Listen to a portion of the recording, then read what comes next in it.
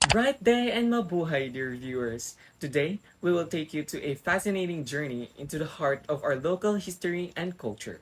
Genealogy and folklore, along with the study of local political units and particular geographical areas, offer a detailed understanding of the lives and stories of communities. These studies explore the history, culture, and traditions of specific places, which provide insight into both the past and the present. One love, one beat, that's the sound of unity. This is the dance of victory. Let me go. One love, one soul, one people. One word, one goal, one people. Hey, say this is how we roll. We rough, we tough, we bold. We come, we take control and take it up to the world. We got style, we got soul. Dancing is in our blood. One love is all we know. And we take it up to the world. So bring the beat that drives us, beat that brings us alive. One sound that will unite us and keep us jumping up high. A beat like the heart inside us, the key to how we survive. And nothing will divide us. Say when the beat make us come alive. One love, one soul, one people. Can you feel the beat? One word, one goal, one people. Bring the beat. Now, let's dive in and discover why studying local history is not just important but truly exciting. Let's first talk about its scope. First and foremost, the landscape history. This involves studying physical structures or locations in a particular area. For example, a single building like a castle, school, or archaeological site. A street or specific area that has a story or historical significance, and historical landmarks such as churches, graveyards, or monuments. Second, geopolitical history. This refers to studying how geography and politics have shaped an area. It could include a small village or housing area, and an entire town or cities and their historical development. Third, local culture. This focuses on the customs and traditions of a community, including indigenous knowledge and practices, and folklore, myths, epics, and traditional music or songs that tell the stories of a group. Lastly, family or individual history. The study of a specific families or the life of a single person. This can uncover personal experiences that are connected to a larger historical events. Now, let's move on to its importance. It has three components: in understanding local and national events, clear historical patterns, and contextualizing national history. Understanding local and national events. Studying local history gives us a complete picture of significant events, including their causes and effects on both the community and the nation. It helps connect the dots between the small scale events and their broader implications. Clear historical patterns. By examining events at the local level, we can see how they are linked to one another.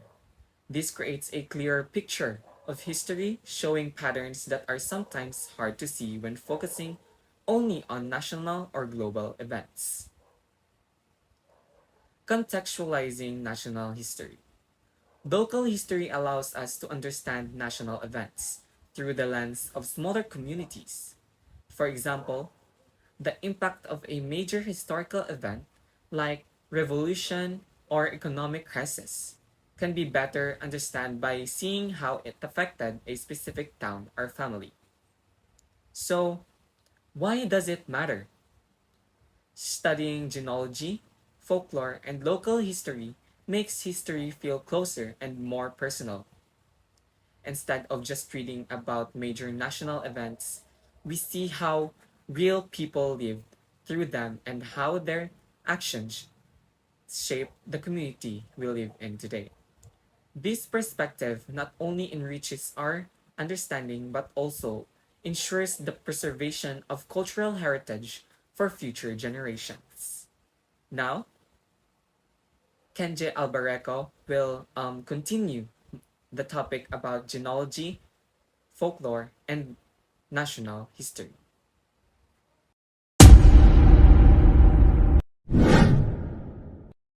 So bright day everyone, our topic is all about exploring historical and cultural insight through local environmental and archival sources.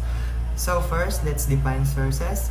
In historical and cultural research, sources are materials that provide information, evidence, or clues about the past, aiding historians and researchers in understanding historical context and cultural patterns. These sources are categorized based on their nature and type of information they offer. So last prelim, we discussed the two types of sources. The primary sources, which is letter, diaries, official documents, photograph, artifact, newspapers, articles, and the other one is secondary sources. Example is the books, journals, articles, documentaries, historical analysis, and biographies. But now let's proceed to other types of sources in exploring historical and cultural insights through local, environmental, and archival sources. So first and foremost, understanding the history and culture of a place requires a multifaceted approach that blends the study of tangible and intangible sources. This report explores how various local, environmental, and documentary sources can be utilized to uncover the historical and cultural narratives of specific location by examining architectural features, urban landscapes, monuments, and documentary evidence. This study aims to present a comprehensive picture of a social, cultural, and economic transformation over time. So, our objective for our lesson is number one, to analyze the evolution of local environments and identify cultural markers that reflect historical changes. Number two is to document shifts in land use, architecture, and public spaces as indicators of social, political, and economic trends. Number three is to mitigate eyewitness account, historical documents, and archaeological evidence to create a detailed narrative of the community's past. So the type of sources, first is the local environmental sources. So local environmental provide crucial clues about the past. This study focuses on a range of elements within the physical environment. So first, the Google Maps and the historical maps. So you all know what is Google Maps. So satellite imagery, street views, and historical maps were analyzed to understand changes in land use, street patterns, and the expansion of urban areas. This digital tool helped compare past and present landscape. So number two is the street signage. The examination of street signs, both old and new, revealed changes in the identity of public spaces, often commemorating local historical figures, events, or indigenous names that reflects cultural heritage. So next is the old post boxes, signs, and plates. These remnants provided insights into historical communication methods that offered a glimpse into what aspect of local history have been preserved or memorialized. The next is the foot scrapers and street furnitures. So everyday objects such as foot scrapers or benches were studied to understand the local customs, lifestyle, and the socio-economic status of the residents. So the next is the monuments and landmarks. Monuments, statues, and memorials were documented to explore what the community's values and new historical events are remembered or celebrated. The next is the building clues. The analysis of construction materials, architectural styles, and designs feature highlighted influences from the different periods, revealing trends in the architectural and regional influences. The next is the house and building plans. Architectural blueprints offered insight into the construction methods, urban planning, and residential trends, showcasing how the community has grown over time. So the other type is the documentary and archival sources. So to support environmental analysis, a diverse range of documentary sources were examined. The first is the drawings, paintings, and photographs. So when we say that, it comes to our mind that it's visual representations from various time period illustrated how local landmark and spaces have been perceived, valued, and transformed. These sources provided a timeline of physical changes in the area. So next is the house and building plans. So these blueprints serves as a basis for understanding architectural evolution, highlighting changing styles and urban development across different periods. So when we say different periods, that involves over time. So the next is the documents from local priest church records offered and valuable information on demographic changes, significant events, and cultural practices, giving a sense of communities' religious and social history. The next is the land titles and registry documents. Historical land ownership documents help trace properly development, urban growth, and changes in land use, indicating the economic evolution of the area. So the next is the eyewitness accounts. So oral histories were collected from elderly residents, aiding a personal narratives and perspective to understanding of historical events. So the changes in the daily life and their cultural shifts. So next is the archaeological crafts. Artifacts from the archaeological excavations were studied to gain insight into the material culture, trade patterns, and the social practices of this community.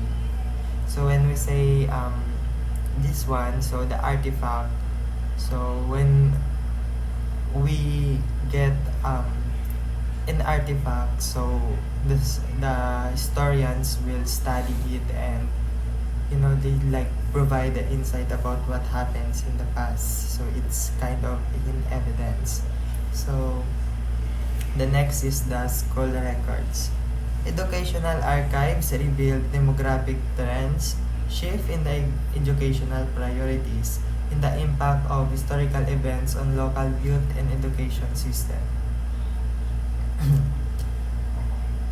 So the next one is the newspaper and journals. So local newspapers were analyzed for their coverage of significant events, public opinions, and day-to-day activities, providing a contemporary view of history.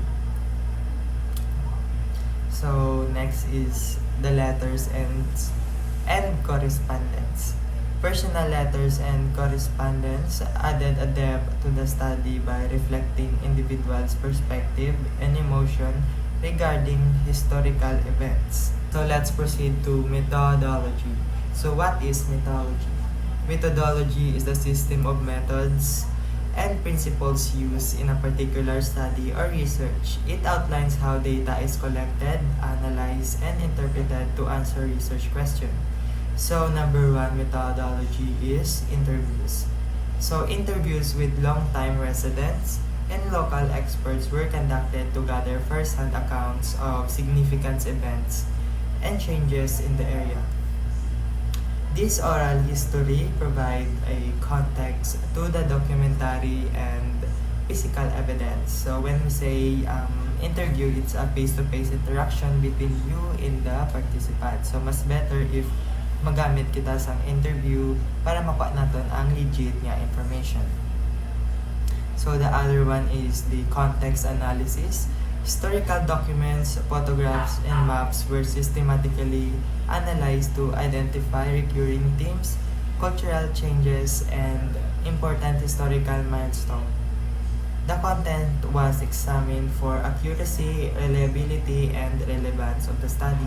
So this other naman is more or like ginasure ta if that study is accurate, and reliability if siya ay true.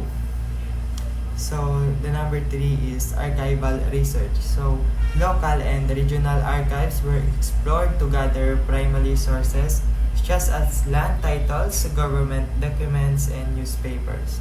These records were crucial in constructing timeline of historical events and understanding socio-political shifts.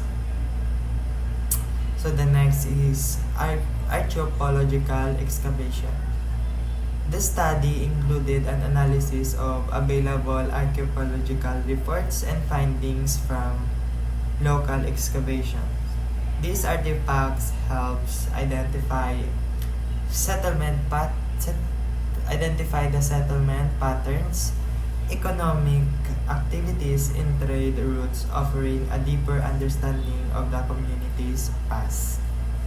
So overall, this study demonstrated that the local environmental sources and archival records are invaluable for reconstructing the historical and cultural narrative of a place by integrating diverse forms of evidence, from physical objects to documents and oral stories.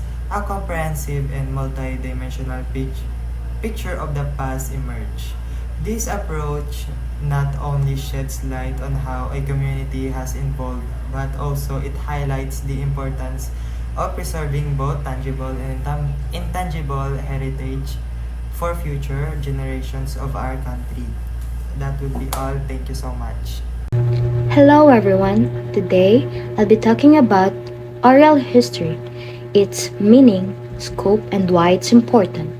Meaning of oral history.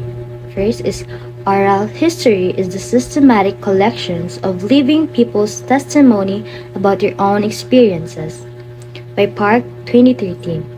It is when we gather stories and personal experiences from people who are still alive. These are their own memories and viewpoints about events that happened in the past. The goal is to record and preserve their accounts so we can learn from their first-hand experiences. This idea was explained by Park in 2013 in simple terms. Oral history means listening and saving people's personal stories about their lives. Next is oral history can be defined as the recording, preservation, and interpretation of historical information based on the personal experiences and opinions of the speaker. Century or for Urban History, University of Leicester. Oral history can be described as process of recording, keeping, and understanding historical information based on what people personally experience and think about the past. Scope of oral history.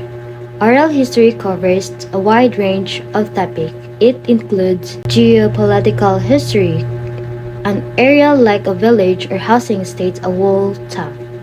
This might focus on a small area like village or a housing estate or an entire town. It looks at how these areas have changed over time and what people have experienced there.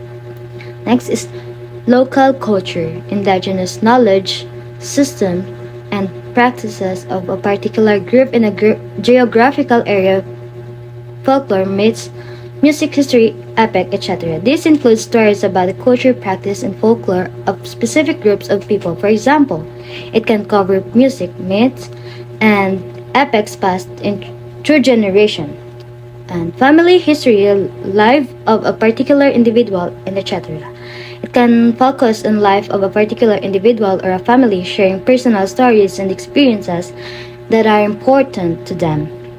And next, importance of oral history. Oral history is important for several reasons. First, help us understand how individuals and communities experience the force of history. Through oral history, we can learn about the past from the people who lived through it. Teaches us what has changed and what has stayed the same over time. Oral history teaches us about what has changed over time and what has remained the same in people's lives and in their communities. Preserves for future generations a sound portrait of who we are in the present and what we remember about the past. Baylor University Manual or Oral History. It has also preserved vivid portrait of who we are today and how we remember the past so that future generation can learn from our experiences according to the Baylor University's Manual for Oral History. It helps preserve the voice of people who may not be represented in traditional written history. In conclusion, oral history is a valuable tool for capturing personal experiences, preserving cultures, and helping us understand the broader forces of history through the eyes of those who lived it.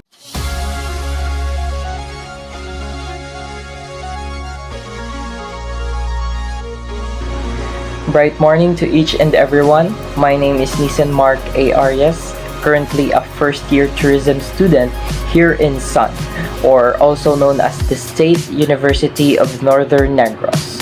So I was tasked to discuss to you the sources, methodology, and ethics in oral history and also the Philippine festivals. So let's begin with the sources in oral history. So oral history relies on individuals who have a direct or indirect connection to past events. Common sources include eyewitnesses who experience the events firsthand, priests who may provide records or interpretations shaped by religious and societal contexts, tribal elders who preserved cultural knowledge and traditions, and also members of particular groups with unique perspectives on shared experiences. These sources serve as living repositories of history, offering rich personal accounts that may not be captured in written records. Next is the methodology and ethics. The methodology in oral history involves oral interviews, wherein historians engage narrators in structured or semi-structured conversations to elicit detailed accounts. Technology enhances the accuracy of data collection through audio-video recordings, ensuring that nuances like tone and emotion are preserved. However, ethical considerations are paramount.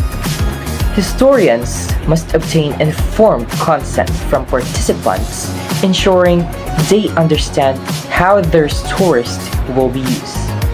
Additionally, data transcription is essential for analysis and preservations, but it should be respect the integrity of the speaker's narrative and cultural context.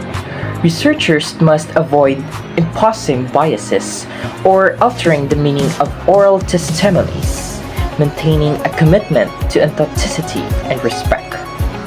So for my last topic, we have the Philippine festivals. The Philippines' rich history is reflected in its vibrant festivals, a legacy shaped by its pre-colonial past, Spanish colonization, and American and Japanese occupations. Spanish colonization, in particular, left a significant imprint through the constructions of Baroque-style churches and the introduction of Christian tradition that continue to influence celebrations today. Filipino festivals, or also known as fiestas, are colorful expressions of joy, faith, and community. These events often feature music, dancing, and also food feast, serving as occasions to strengthen social bonds and showcase cultural pride. Rooted in religious or historical significance, fiestas also embody the Filipino spirit of hospitality and friendship, with locals welcoming both neighbors and strangers to partake in the festivities. This cultural dynamism makes festivals not just celebrations, but also living narratives of the Filipino people's resilience and creativity through time. Oral history can deepen our understanding of these festivals by preserving the stories of those who participate in and organize them, ensuring that the evolving cultural practices remain anchored to their historical roots. Oral history also connects us to the past through personal stories from eyewitnesses, elders, and cultural keepers, preserving invaluable traditions and events. Using interviews and recordings, researchers must approach these work ethically, respecting consent and authenticity. In the Philippines, vibrant festivals reflect a blend of historical influences and the enduring Filipino values of joy, faith, and community. That would be all. Thank you. Hi everyone, my name is Ilaw, and I'm gonna tell you more about the Feast of the Black Nazarene and the Ati-Atihan Festival. The Feast of the Black Nazarene is a significant religious event in the Philippines, particularly in Manila. Held annually on the 9th of January, it commemorates the transfer of the life-size, dark-skinned and wooden statue of Jesus Christ, carrying the cross from Intramuros to Quiapo Church. Millions of devotees participate in the procession, walking barefoot for hours under the scorching sun because they believe that touching the statue or its carriage brings blessings, healing, and protection. Black Nazarene is a rebirth as miraculous, having survived fires, earthquakes, and wars. The devotion to the Black Nazarene reflects the deep-rooted Catholic faith of Filipinos and their unique expression. Ati-Atihan was originally a pagan festival. Missionaries gradually added Christian meaning. Today, Ati-Atihan is celebrated in honor of the Christ child, the Santo Niño. 3 days of the parades lead upon to the main procession that start in the church on Sunday afternoon. The parades are colorful and vibrant, much like the Mardi Gras Carnival in Brazil. The Ati-Atihan Festival carries deep cultural and historical significance. It commemorates the peaceful interaction between the Malay settlers and the Ati people, highlighting the importance of harmony, respect among different cultures. Additionally, the festival serves as a reminder of the Spanish colonization of the Philippines and the integration of Catholic faith into the indigenous traditions. Hello everyone, so let's now move on to Philippine cultural performances, Philippine folk dance. The Philippines enjoys a rich cultural heritage which includes a diverse collection of traditional dances, from the well-known national dance the Tinikling, which pays homage to the movements of a much-loved bird, to dances that reflect elements of daily Philippine life. These folk dances all offer a glimpse into the history of the country. Philippine folk dance mirrors the culture and tradition of the Filipinos. It has also been a source of culture identify of the people. In this diversified country, there are also great diversity of dances in different forms and dynamics that grow out of various times, situations, and experiences. How do Philippine folk dances reflect the culture and tradition of the Filipinos? Well, Philippine folk dances are a tradition dance of the people from one generation to another.